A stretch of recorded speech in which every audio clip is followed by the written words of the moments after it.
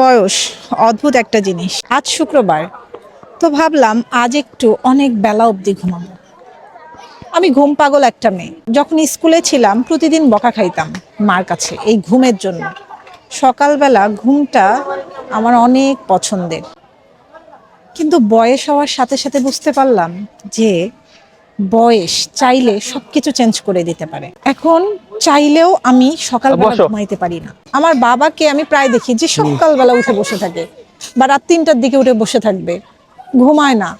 তো আমি ভাবি যে এটা হয়তো কোনো সমস্যা, কিন্তু না, বয়স, টেনশন মানুষকে অনেক কিছু চেঞ্জ করে। একটা বয়স ছিল, ওই বয়সটাতে আমি ঘুম খুব বেশি পছন্দ করতাম, কিন্তু এখন এমন একটা জায়গায় আসছি যে আমি চাইলেও আর ঘুমাইতে পারি না সকালে।